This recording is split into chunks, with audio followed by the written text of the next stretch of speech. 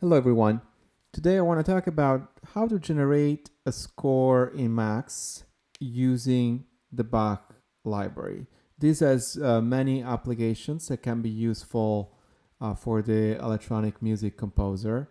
One of which is to create a score from um, a Max patch, but also to save your work in a document rather than a patch. If you use Patter as a way of saving your patches, you might have incurred into some issues sometimes where some of your work is not saved properly. So a way to prevent that or to remedy that is to use to save your composition in a score. And we can do that with the Bach library. And we can actually start with um, some signal processing and create some algorithms to generate sound and a composition using MSP objects. And then save the results of that algorithm into a bach score. So let's see how we can do that. I want to start with is some simple uh, modules in Beep.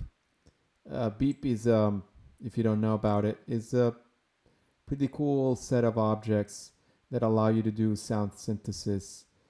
We have an oscillator here, and we have an ADSR, and we are going to also multiply this by some volume value, and then we're going to output this. So this is my MSP process where I get random pitches and random volumes for each trigger note. So the process is triggered by my wave tilde object that outputs trigger, but the trigger has to pass another test before it is actually output and generates a note. And that test is the noise tilde more than 0. And if that happens, this is a 1 and the trigger will actually go through. And when the trigger goes through, then the pitch will be released from my pitch generating noise object. And when the trigger is released, I have a new amplitude value that goes into the rightmost VCA. And finally, I also just have a trigger that causes the ADSR to output an envelope. So these are the value that I want to save. And one value is the onset of the note. The second one would be the pitch. And the third one would be the duration, which I'm actually not changing here unless I trigger the ADSR UI. And the fourth one would be the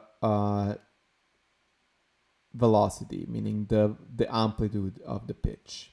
The first thing I want to save is my onset, when the note is triggered. And I found this on the L file of the CPU clock object, which is a very precise measurement of time that the CPU keeps track of. So this is my time in milliseconds. And if I reset this, it will go back to 0. And this is my new time. So that's for my onset. Just go ahead and create a join for where this will be my onset. And then I need a snapshot to save my pitch value. And the pitch values that are input in the oscillator, in the beep oscillators, works so that 0 is a C in the bass clef. So 1, and they go by octave. Each volt is an octave.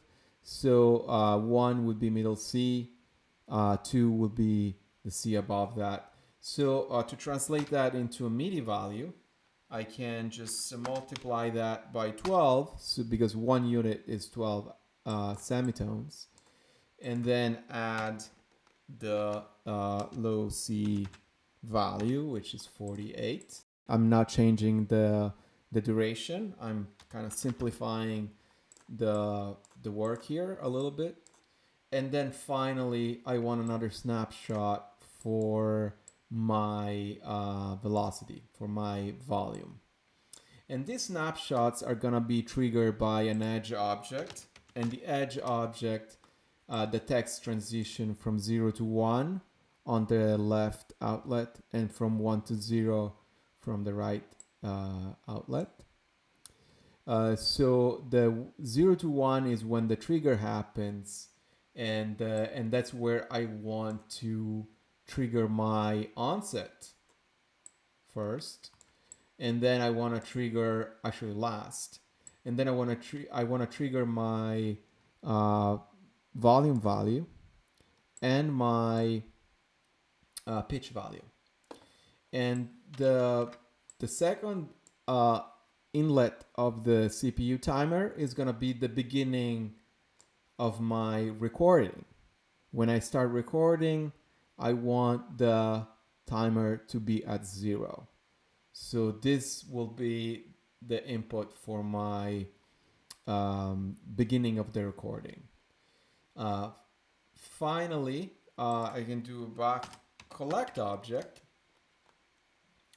and I want each of these values to be wrapped into a set of parentheses. So I can do at inwrap 1, which is the same exact thing that putting a bach wrap object in between these two.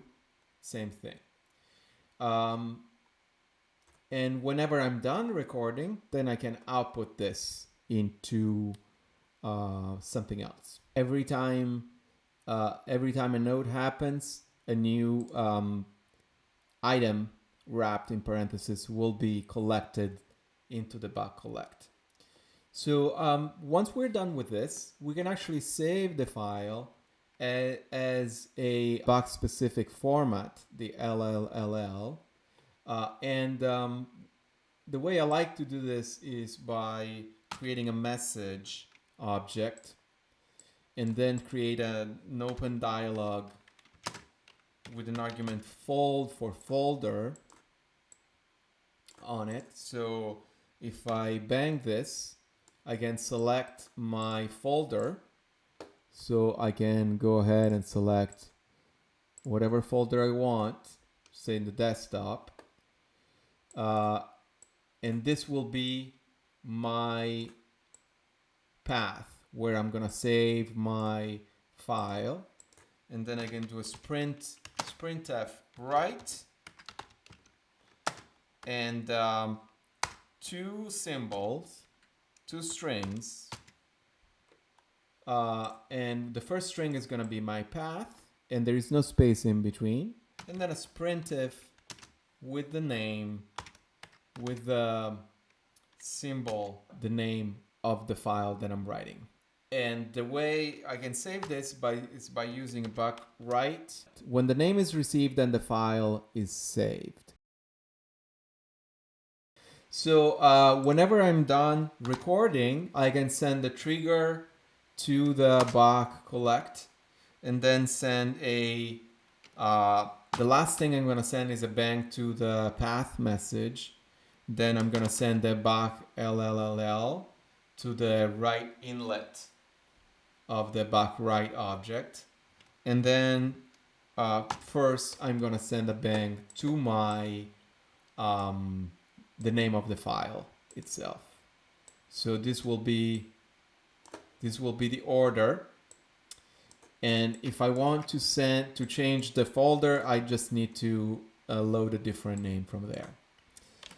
But I want to add something to this. I want to add some information. I want to add, for instance, the preset of that I'm using in my patch. I can add whatever I want, but that's one option. And then I want to add the metronome for this. And then finally, I can also save the number of triggers for this. That I'm using. And I do need to add the LL. If I send a bang to that, I will have my new file. What I did here is to have a toggle that whenever I start recording, I send the one will reset my CPU timer. When the toggle is switched off, then the bach collect is output and the file is written. The way that I am storing the preset number is just by having a pvar object. It's just connected to the green integer box via a scripting name. So the scripting name of the integer box, the green integer box, is the same of the pvar argument. And it's just a way of avoiding a lot of spaghetti in your patch. Though I like spaghetti. And the other one would be the tempo, which is just the speed of my phaser. And that's my tempo. If I do 60 divided by the frequency, I get a BPM value. And finally, the number of triggers. The number of triggers, the reason why I'm saving that will be clear in the next step. Okay, start recording. It's not recording my voice, so I can keep talking. It's just recording events. Stop recording.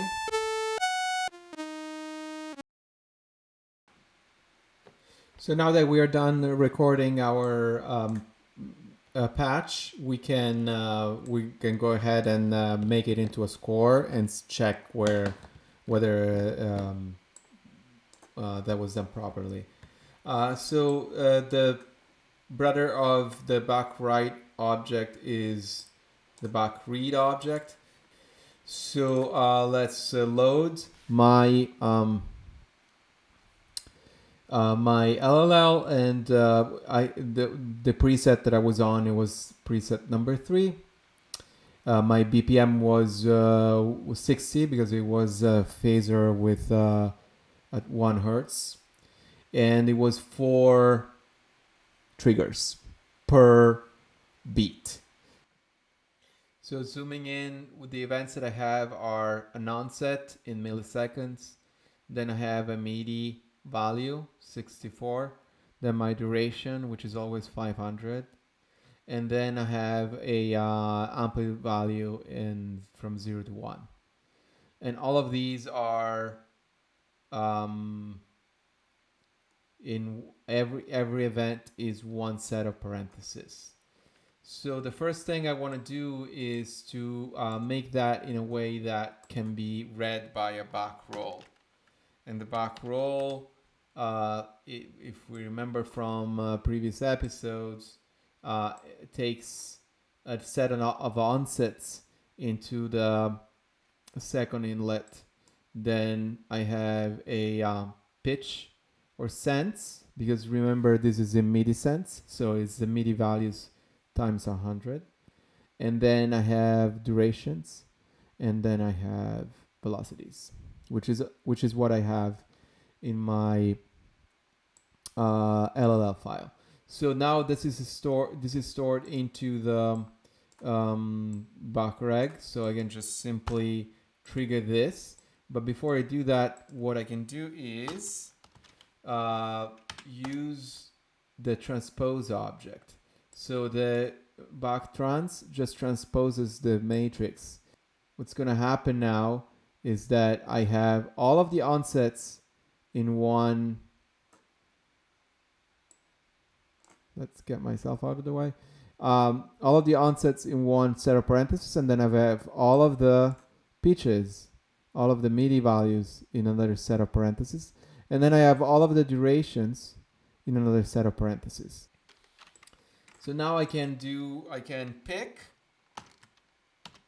the different items and so again, this is gonna be the first set of parentheses, and second one, third one, and fourth one. Onsets, pitch, durations, velocities. But the onsets are fine. I don't need to do anything to them, except for, since the pick object gets rid of the parentheses, I have to put them back in. So this is actually for all of them. And I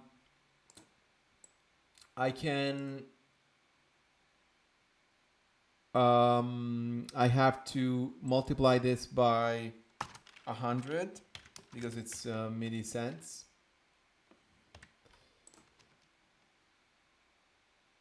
The durations are fine, and I have to multiply this by 127, which is a velocity value, MIDI velocity value. And then finally, when I'm done, I can send the bang to the Bach roll, because otherwise the Bach roll will not be built. This should work.